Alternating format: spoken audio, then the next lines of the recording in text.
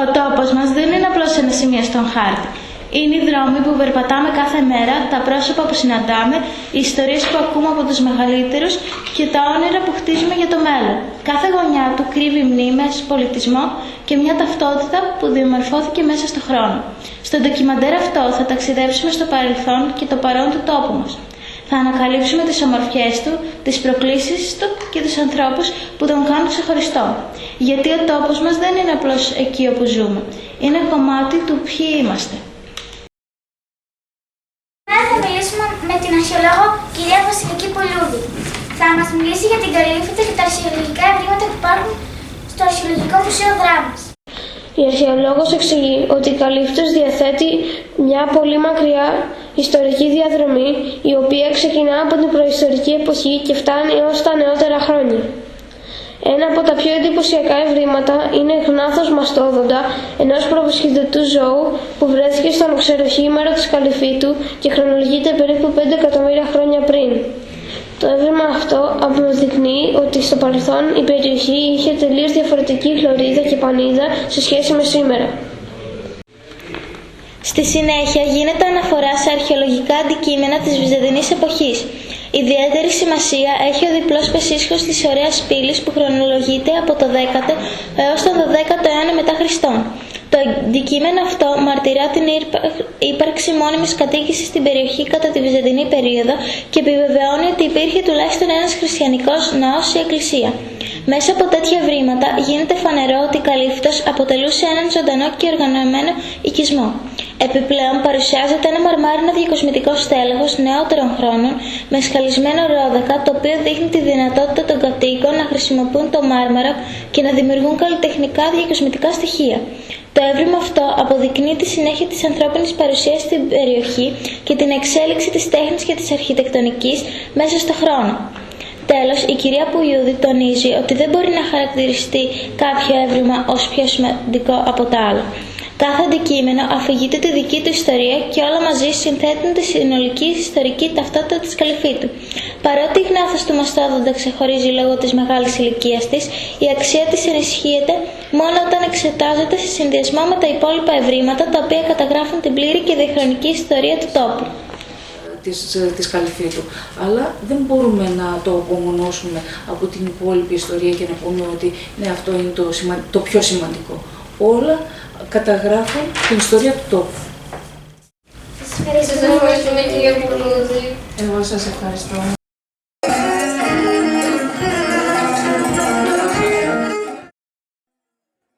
Το κείμενο είναι μια συνέντευξη για το έθιμο των Μαμόγειρων στη Καλύφητο. Ο κ. Παπαδόπουλος εξηγεί ότι το έθιμο ξεκίνησε ξανά στο χωριό το 2003 και παρουσιάστηκε πρώτη φορά το 2004. Το έθιμο υπήρχε παλιά και το έφεραν οι πρόσφυγες από τον Πόντο, αλλά χάθηκε μετά τον Δεύτερο Παγκόσμιο Πόλεμο. Ο πολιτιστικός σύλλογος θέλησε να το αναβιώσει για να μην χαθεί η παράδοση. Οι άνθρωποι που το ξαναέφτιαξαν μάζεψαν πληροφορίες από τους παλιούς και προσπάθησαν να το παρουσιάσουν όπως ακριβώς ήταν. Γι' αυτό και κάποια παραγγέλματα λέγονται στα τουρκικά όπως γινόταν παλιά στον Πόντο. Το έθιμα έχει πολύ παλιές ρίζες από την αρχαία Ελλάδα. Τότε οι άνθρωποι φορούσαν δέρματα ζώων και μάσκες για να γιορτάσουν την αναγέννηση της φύσης. Αργότερα, στα βυζαντινά χρόνια, το έθιμα πήρε πιο χριστιανικό χαρακτήρα. Οι Μαμόγειροι βάφονται μαύροι για να μην αναγνωρίζονται και αρχηγός τους είναι ο Ακρίτας. Σήμερα το έθιμο γίνεται κάθε χρόνο την περίοδο των Χριστουγέννων και διαρκεί 2 ημέρες. Οι Μαμόγειροι γυρίζουν στα σπίτια του χωριού και εύχονται καλή χρονιά, υγεία και καλή ζωτιά. Η προετοιμασία ξεκινά μετά το καλοκαίρι. Συμμετέχουν κυρίως παιδιά και νέοι του συλλόγου που μαθαίνουν τα βήματα και τη μουσική. Από μικρή ηλικία γνωρίζουν το έθιμο και όταν μεγαλώσουν μπορούν να πάρουν μέρος. Το έθιμο είναι πολύ σημαντικό για το χωριό γιατί κρατά ζωντανή την παράδοση και κάνει την Καλύφητο γνωστή και έξω από την Ελλάδα. Επίσης, βοηθά τα νέα παιδιά να μάθουν την ιστορία και τις ρίζες τους. Τέλος, τονίζεται ότι παρόμοια έθιμα υπάρχουν και σε άλλες περιοχές της Ελλάδας. Στους Μαμόγειρους Κάθε πρόσωπο έχει συμβολισμό. Η νύφη συμβολίζει τον ελληνικό πολιτισμό, η γριά την σοφία, ο γύρος τον χρόνο και ο διάβολος τον εχθρό που θέλει να κλέψει τον πολιτισμό. Το βασικό μήνυμα είναι ότι πρέπει να διατηρούμε τα έθιμα και να τα μαθαίνουν οι νεότερες γενιές για να μην χαθεί η παράδοσή μας. Το βασικότερο είναι ότι κρατάμε το έθιμό μας. Αυτός είναι ο σκοπός του συλλόγου μας. Κρατάμε τις ρίζες μας και κρατάμε κοντά στις ρίζες μας τα νέα τα παιδιά να μάθουν την παράδοσή μας. Όχι μόνο ό,τι έχει σχέση με τον Πόντο, ό,τι έχει σχέση γενικά με την παράδοσή μας. Και ειδικά την παράδοση που φέραμε εξ Ανατολών. Οι Πόντοι, οι Θράκες, οι Μικρασιάτες, γενικά ο ελληνισμός που ήρθε από την Ανατολή. Και αυτό θα κρατήσει τα παιδιά μας και Έλληνες και Χριστιανούς. Είναι μια συνέντευξη του κ. Γαρτσόγλου, ο οποίος μιλάει για την ζωή στο χωριό όταν είχε παιδί τη δεκαετία του 1950-1960. Τότε η ζωή ήταν πολύ πιο δύσκολη από σήμερα. Οι περισσότεροι κάτοικοι ήταν αγρότες και καλλιεργούσαν καπνά. Ξυπνούσαν πολύ νωρίς, ακόμη και στις 2 τα ξημερώματα, για να πάνε στα χωράφια με φανάρι. Τα παιδιά πήγαιναν σχολείο, αλλά οι συνθήκες ήταν δύσκολες. Έφερναν ξύλα για τη σώπα και πολλές φορές οι δάσκαλοι τιμωρούσαν αυστηρά τους μαθητές. Παρ' όλα αυτά τα παιδιά έπαιζαν παιχνίδια όπως ποδόσφαιρο και περνούσαν όμορφες στιγμές γιατί δεν καταλάβαιναν πλήρως τις δυσκολίες των γονιών τους. Σήμερα δεν υπήρχαν τηλεοράσεις, κινητά ή πολλά αυτοκίνητα. Οι οικογένειες ζούσαν κυρίως από τα ζώα τους και τη γη. Επειδή όμως τα χρήματα ήταν λίγα και οι άνθρωποι είχαν χρέη, πολλοί αναγκάστηκαν να φύγουν στο εξωτερικό ξενυχτιά, κυρίως στη Γερμανία, για να βρουν δουλειά. Ο κ. Γαρτσόγλου εξηγεί ότι η ζωή στη ξενιφιά ήταν δύσκολη γιατί οι άνθρωποι ένιωθαν ξένοι και μακριά από τον τόπο τους. Παρόλο που οικονομικά βοηθούσε πολλούς, κοινωνικά δεν δημιουργούσε προβλήματα στις οικογένειες. Ο ίδιος επέστρεψε στην Ελλάδα για να μεγαλώσει τα παιδιά του εδώ και δεν το μετάνιωσε. Μετά την επιστροφή του συνέχισε να ασχολείται με τα καπνά.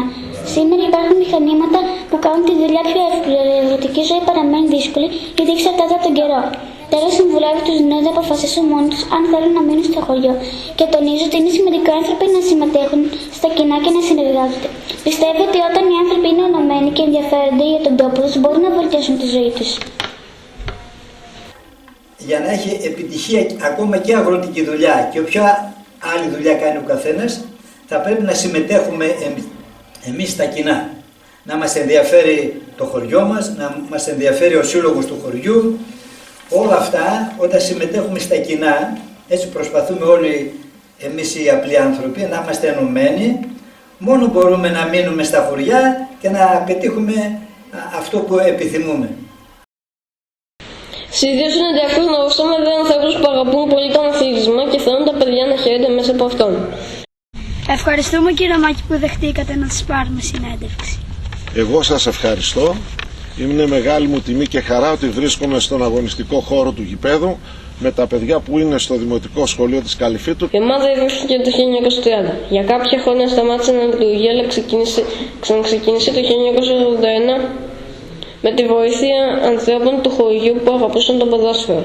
Το όνομα και τα χρώματα της ομάδας συνδέονται με την ιστορία του χωριού και συμβολίζουν την αγάπη για την πατρίδα. Η ομάδα έχει πετύχει πολλές διεκδικήσεις. Έχει παίξει ανώτερη κατηγορία τη Δέλτα Εθνική και έχει κατακτήσει κύπελλα. Μεγάλη χαρά για το χωριό ήταν τα παιδιά από τις ακαδημίες και ήρθαν κύπελλο για την ηλικία του.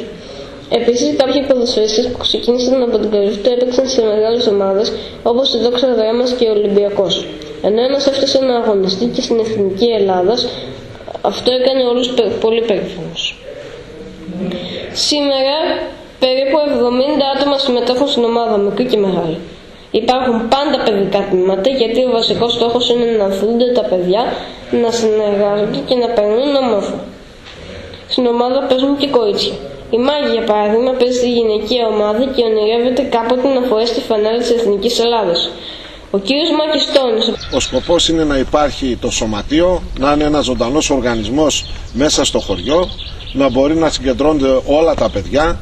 Το πρώτο και ουσιαστικό είναι η άθληση, ο αθλητισμός και όχι ο πρωταθλητισμός.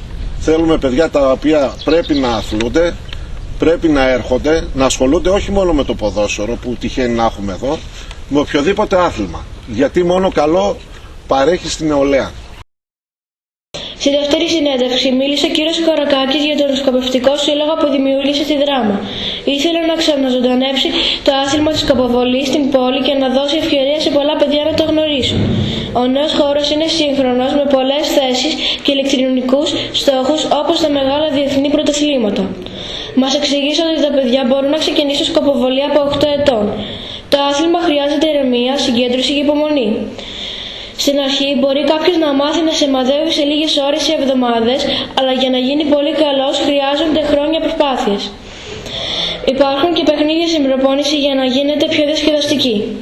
Ο κ.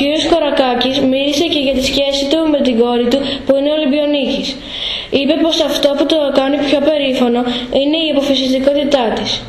Συμβουλεύει όλα τα παιδιά να πιστεύουν στον εαυτό τους, να δουλεύουν σκληρά και να μένουν συγκεντρωμένα στο στόχο τους.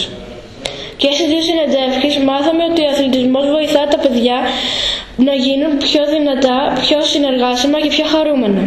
Το πιο σημαντικό είναι να αγαπά αυτό που κάνουν και να προσπαθήσουν πάντα για το καλύτερο. Θα θέλαμε να κάνουμε ένα σύλλογο πρότυπο στην Ελλάδα με αρκετά παιδιά όπου θα έρθουν και θα τα βοηθήσουμε στο να πραγματοποιήσουν και αυτά τους στόχους τους και κυρίως να έρχονται εδώ και να διασκεδάζουν. Μπορεί κάποιος από εμάς να γίνει Ολυμπιονίκης? Ο καθένας μπορεί να γίνει Ολυμπιονίκης αρκεί να το πιστεύει και να δουλεύει πάρα πολύ. Σήμερα ήρθαμε στην κοινότητα Καλυφίτους για να πάρουμε μια συνέντευξη από τον Πρόεδρο. Σε ευχαριστούμε που μας δεχτήκατε, κύριε Πρόεδρε. Να είστε καλά, σας ευχαριστώ πολύ που με επισκεφθήκατε. Η Καλύφητος περιγράφεται ως ένα δεμένο και ανθρώπινο χωριό όπου οι περισσότεροι κάτοικοι γνωρίζονται μεταξύ τους και διατηρούν στενές κοινωνικές σχέσεις. Η καθημερινότητα των κατοίκων εξαρτάται κυρίως από την επαγγελματική τους ενασχόληση, με αρκετούς να ασχολούνται με τη γεωργία, την υλοτομία αλλά και την εργασία σε υπηρεσίες και εργοστάσια της Δράμας, καθώς το χωριό βρίσκεται πολύ κοντά στην πόλη. Τα βασικά προβλήματα που αντιμετωπίζει η Καλύφητος είναι η καθαριότητα και η ίδρυυση. Παράλληλα, ως το τρίτο μεγαλύτερο χωριό του Δήμου Δράμας, αναπτύσσεται άναρχα με επιχειρήσεις και κτίσματα εκτός πολεοδομικού σχεδίου. Αυτό δυσκολεύει την επέκταση των βασικών υποδομών όπως οι δρόμοι, ο φωτισμός, η ίδρυυση και η αποχέτευση. Παρ' όλα αυτά, τα περισσότερα προβλήματα θεωρούνται διαχειρισμένα, ενώ η κοινότητα με περιορισμένους οικονομικούς πόρους δίνει έμφαση σε μικρές αλλά ουσιαστικές παρεμβάσεις που βελτιώνουν την καθημερινότητα των κατοίκων, πάντα σε συνεννόηση με τους ίδιους. Όσον αφορά το μέλλον του χωριού, ο πρόεδρος εμφανίζεται αισιόδοξος. Η εγκύτητα με τη Δράμα καθιστά την Καλύφητο ουσιαστικά προάστιο της πόλης, γεγονός που ενισχύει την ανάπτυξή της. Το χωριό διαθέτει βασικές υποδομές και υπηρεσίες όπως σούπερ μάρκετ, φαρμακείο, καταστήματα, πολιτιστικό και ποδοσφαιρικό σύλλογο, καθώς και το Ίδρυμα Εμίλιος Θεοχάρης Καλαϊτζίδης, στοιχεία που το καθιστούν μια πλήρη και λειτουργική μικρή κοινωνία. Σε εξέλιξη βρίσκονται σημαντικά έργα όπως η κατασκευή νέας παιδικής χαράς, η ενεργειακή αναβάθμιση του σχολείου, ασφαλτοστρώσεις δρόμων, δημιουργία πεζοδρομίων και τυχείων στήριξης. Παράλληλα υλοποιούνται έργα πυροπροστασίας με τη δημιουργία αντιπυρικών ζωνών, ενώ προβλέπεται και η γεώτρηση για την αυτόνομη άδρευση του γηπέδου. Σημαντικές είναι και οι δράσεις για το περιβάλλον, όπως η τοποθέτηση γλωβού ανακύκλωσης με ανταποδοτικό όφελος για τους κατοίκους. Τέλος, η Καλύφητος θεωρείται αξιόλογος προορισμός για επισκέπτες. Προσφέρει πολιτιστικά δρόμενα, αθλητικό και θρησκευτικό τουρισμό, φυσική ομορφιά με δασικές και προστατευόμενες περιοχές Natura, ιστορικά μνημεία αλλά και γαστρονομικές επιλογές. Η μικρή απόσταση από τη Δράμα διευκολύνει την επίσκεψη, ενώ μελλοντικά αναμένεται να ενισχυθεί ακόμη περισσότερο η επισκεψιμότητα με την ολοκλήρωση νέων υποδομών. Κύριε Σαββαίδη, σας ευχαριστούμε πολύ για τη συνέντευξη. Να είστε καλά, παιδιά, και εγώ σας ευχαριστώ που ήρθατε σήμερα εδώ. Νομίζω κάναμε μια πολύ επικοδομητική συζήτηση. Ό,τι άλλο χρειαστείτε, ό,τι ανησυχία έχετε, εγώ σας θέλω ενεργούς πολίτες. Ενεργούς, ξέρετε τι σημαίνει ενεργός πολίτης. Να έχετε τα μάτια σας και τα αυτιά σας ανοιχτά και να έρχεστε στον πρόεδρο να τον μιλάτε σαν να μιλάτε στον πατέρα σας και στον αδερφό σας και να συζητάτε ό,τι θέλετε μαζί μου.